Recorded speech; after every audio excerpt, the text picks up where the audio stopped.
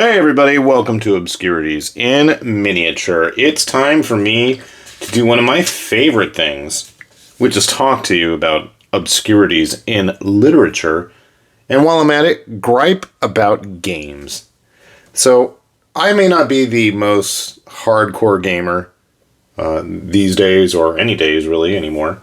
Those days are long behind me, but I've always had a fondness for the aesthetic, and I've mentioned it many times on this channel, of various gotcha-style card game, illustration-focused mobile games, especially those that came from Japan.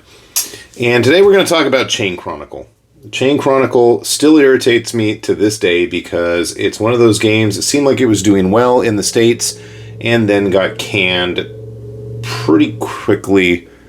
I want to say it had its moment of glory probably around 2014, 2015 maybe, but by like 2016, 17 it was long gone.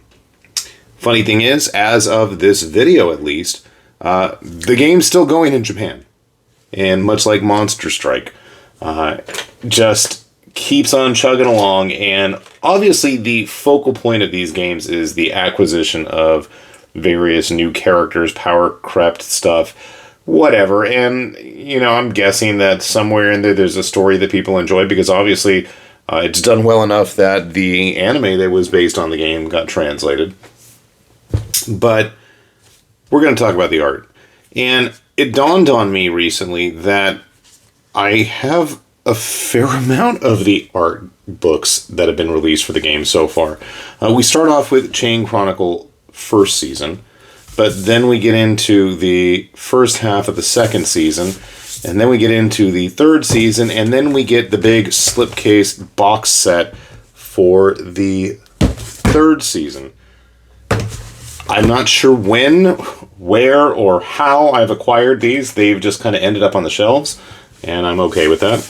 Because one of the cool things about Chain Chronicle, at least, was that, at least with these books, the artwork is what really drives the characters. The in-game sprites, well, they're not even sprites, they're really, really low polygon models. They used to be really awful. Really awful. Don't believe me? Go take a look and find the game play. It was a fun game. Don't get me wrong. I actually really enjoyed it. But really, it was the character designs themselves and the cards that they had that really kind of sold me on a lot of it. And there were a ton. Obviously, when we've got probably close to 1,000 pages worth of character art, that should say something right there. And right away, one of the cool things is these books do not skimp on the size of the art. I've always had an issue with these art books that really just, squish it into a corner. That's like my big gripe with a lot of the Three Kingdoms books that Sega's put out. They tend to just have little bits and pieces with only full page spreads for like the really rare cards. Whereas, early on in these books, you do have the, multi-character pages, but that ends fairly quickly. And I mean, most of the book is taken up with full page pieces, and there is a huge variety of artists. And one of the things that I appreciate is, while there's plenty of ladies in very skimpy revealing clothing, that's not all you're going to find. And it has a lot of the typical fantasy archetypes to it, the various factions within the game. And there's some really nice detailed artwork. And that's one of those things that I really like, when you do kind of have something for everybody. Like, I absolutely can recognize some of these pieces, and I can't find the artist's name anywhere. That's right. Some of these books, I want to say all the Chain Chronicle books, have the artists in the very back. So it's like, let's play Can You Recognize Who Drew This? On multiple pages on end. Like I said, some of the artwork looks really familiar. Some not so much. And this is all just, artwork from the glory days of before everything was getting AI'd to hell and back.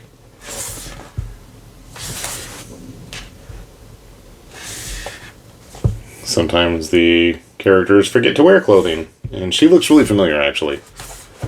I'm wondering if she was in the American translation. It's interesting that there's this kind of weird mix, as is always the case with a lot of Japanese developed games, of kind of modern style clothing, high-tech gear, and then super traditional looking stuff, and then just random girls in ridiculous outfits.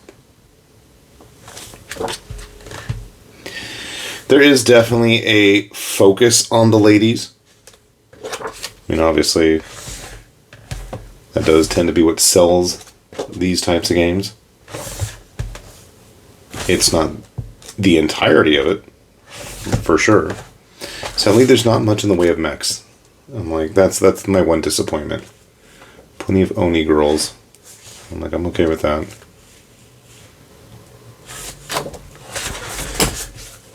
And honestly, I feel like the first one is actually the weakest book. I feel like it's a lot of samey stuff, and I mean, I'm pulling these out after having had them for years, and realizing that, yeah, I mean, that's kind of the case for all of them. I want to say at least the first book and possibly the top first half of the second season, you can probably find them relatively cheap. There are some neat character designs in these. Sadly, there is nothing in the way of early sketches or stuff. That would have been really cool, and that's one of the things I actually really appreciate about like a lot of the Sega art books. They do tend to throw a lot of that in there. But again, just a ton of variety of character styles.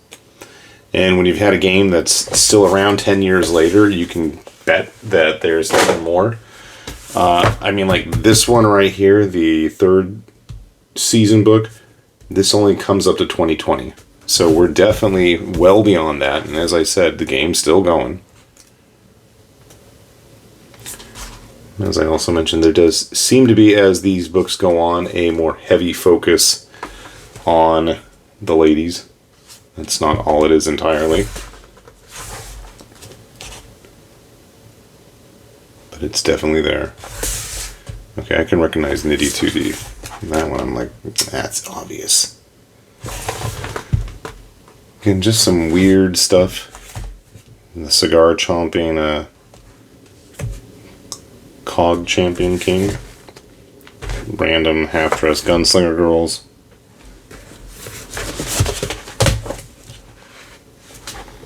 Something for everybody, I guess. Steampunk robot knight dudes.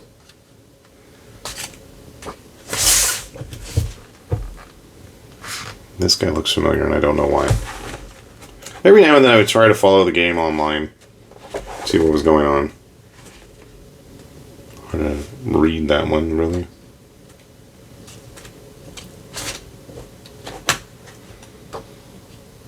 And I feel like the artwork, at least in this book, is a bit more varied. I think it's just me.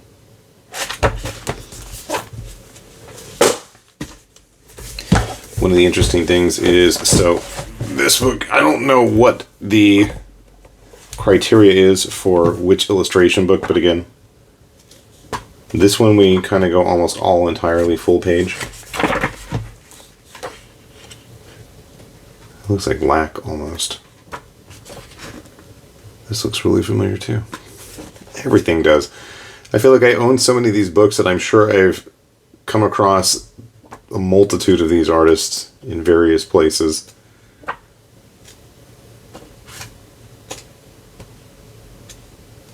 But yeah, as you can see, just a ton of... maybe that's why that guy looks familiar. Artwork makes me think of Kazuichi Hagiwara as well. And I know he's done plenty of game illustrations.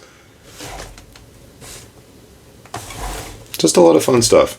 So if you're ever in the need or interest for art books of games that you can't really easily play anymore, I mean, you can play it, but at this point there's so many systems and things in place in the game that I don't recommend giving it a shot unless you can really read Japanese and get into all the nitty-gritty, because it's one of those games that I feel is just basically carried by the whaling players that are still out there.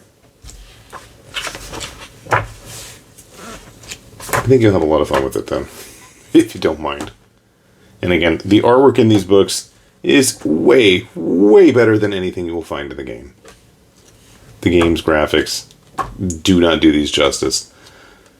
I mean, obviously, all of the artwork for these are in the game, but no, they don't do it justice. So, if you're willing to give it a shot, good luck with that. But yeah, the art books at least, gonna have some fun, interesting things in there. So yeah, with that said then, this has been High Lord Tamberlane with Obscurities and Miniatures, saying thanks for watching, and we will see you back here soon.